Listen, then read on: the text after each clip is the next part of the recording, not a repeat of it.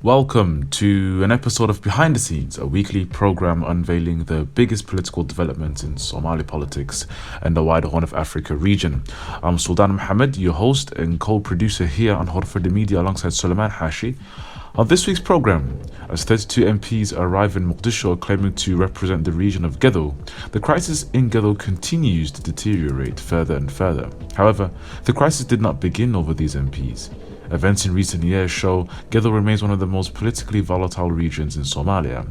Why and how can the issue in Gedo be put to rest once and for all? This is the topic on the program today. We hope you find this program very informative. Please like, share, and for similar content, do subscribe to Horford Media.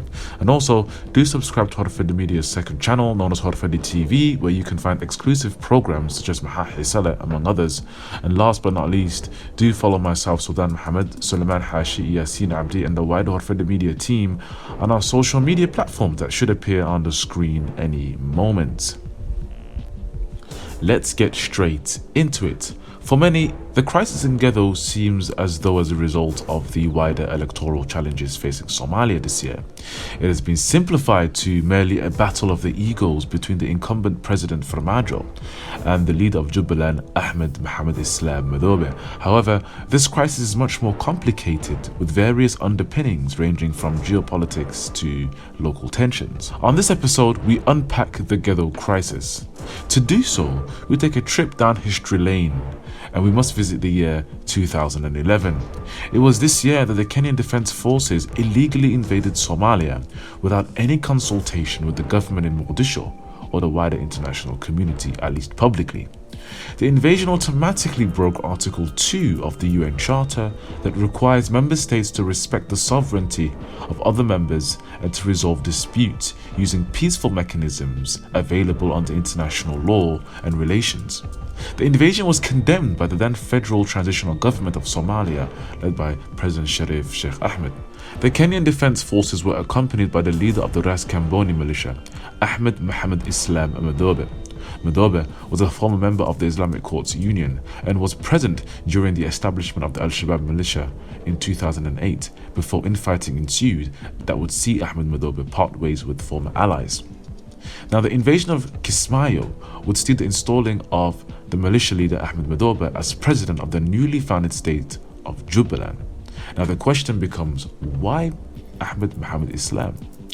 And why the state of Jubaland? And why did Kenya invade Somalia at the time?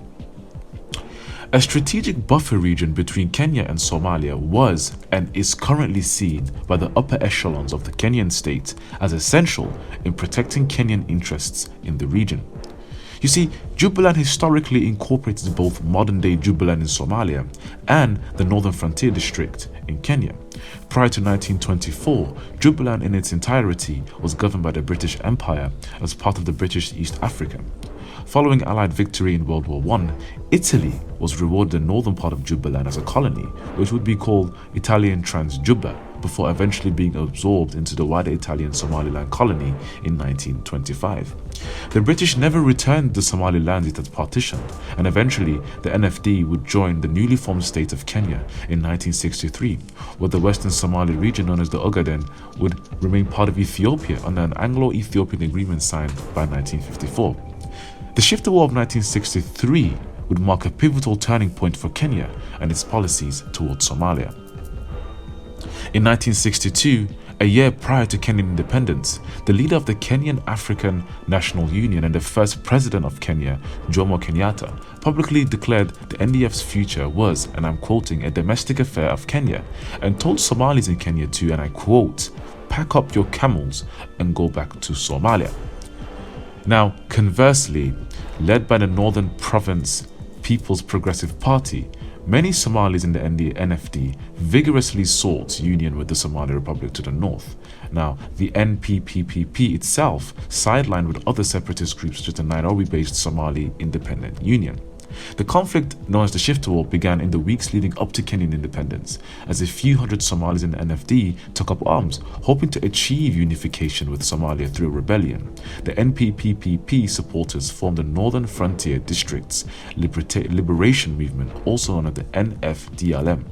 While the war ended with the signing of a ceasefire between the then Somali Prime Minister Mohamed Igal and the Kenyan government, the conflict instilled fear in the Kenyan state that lasts to this day, which is Somalia will consistently remain a threat as long as it remains a military and political power with relevance in East Africa, a similar theme held in Ethiopia, particularly during the rule of the TPLF.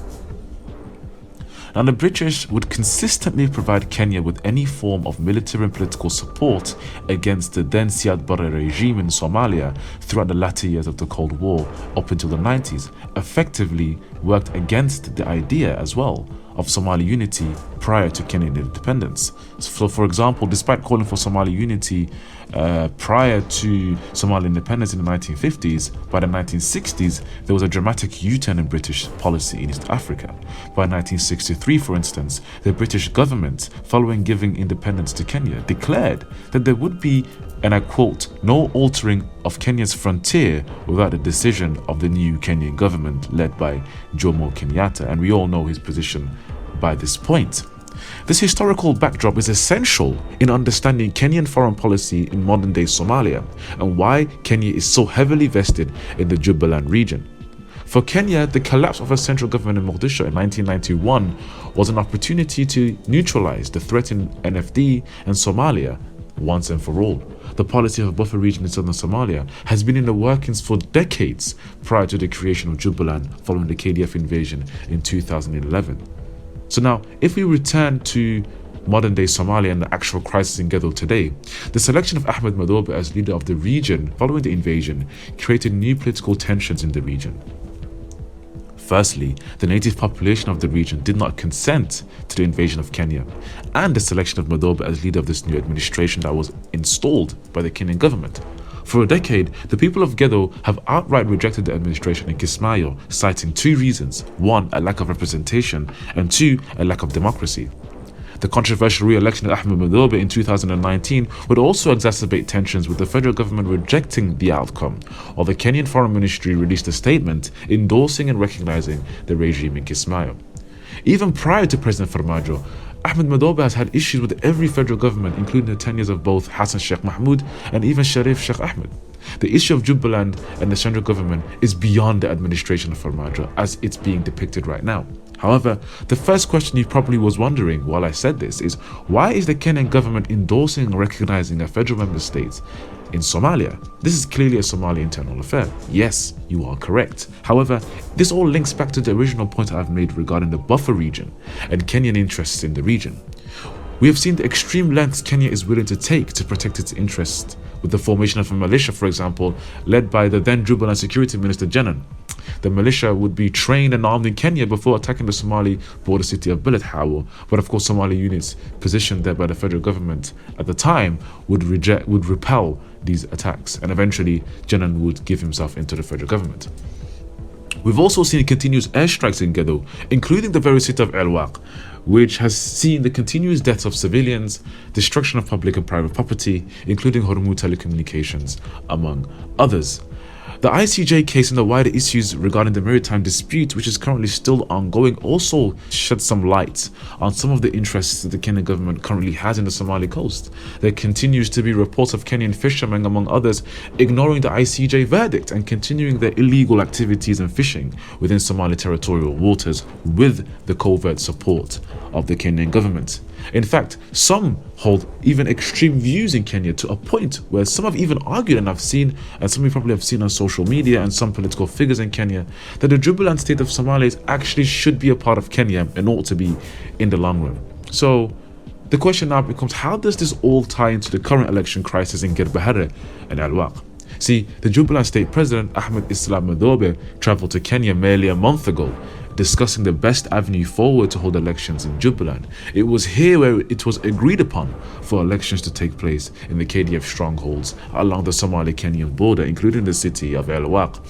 Indeed, it is well known that the population of Gedo are strong supporters of the central government. Irrespective of Farmajo, the Gedo population supported the Hassan Sheikh government, they supported the Sharif Sheikh Ahmed government. It doesn't matter the political figure leading the government. It is clear that Gedo wants a unified Somalia. It is also well known that the people of Gedo want changes in the Jubaland administration itself, which is currently failing to take effect. This is in direct conflict, of course, with the interests of both Kenya and its ally in Somalia, Ahmed Islam. The reality is that Gedo is a strategic part of Somalia.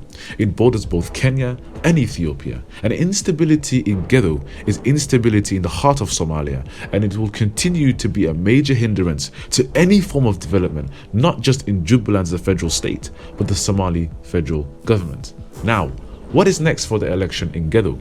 The 17th September agreement clearly stipulates that Gedo is the second election city for the federal state of Jubaland. The agreement was signed into law by both houses of parliament and the president, making it the law of the land. Any changes to the procedure of this agreement requires one thing. Initially, it required the consent of the National Consultative Council, which is made up of the federal member states and the Prime Minister. However, now that there's a new parliament elected, this parliament can change the agreement through an amendment in Law 30 that would technically legalize El-Waq. This has not happened. Therefore, the election in El-Waq is illegal under the current election framework signed by Somali leaders. The irony remains that many political leaders that previously endorsed the 17th September agreement seem to be also endorsing the El-Waq election, which directly opposes the very agreement. The reality is that the 11th Parliament of Somalia has currently already failed some of its basic duties. Now, this may seem harsh, but this is the reality. There remain 20 seats and MPs, 20 different regions and peoples that are missing and that are not represented adequately. And rather than attempting to resolve this parliamentary issue, because this is first and foremost a parliamentary problem at play, and take Somalia out of the legal and political uncertainty it's currently facing, Parliament has instead decided to speed up the election of the speakers in the absence of the 20 MPs and completely ignore the current political and legal crisis that is caused by Parliament. This in itself is a clear violation of the democratic principles that underpin this very parliament. And for Somalia to progress, Parliament must convene at its earliest convenience and decide on the best course of action regarding the 16 seats in Gedo.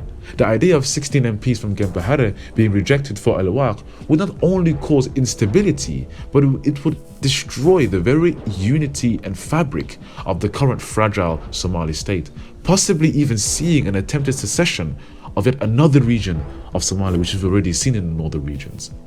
The clear violation of the law would undermine the democratic and legal reputation of the Somali political process, which has already been severely tarnished in recent years.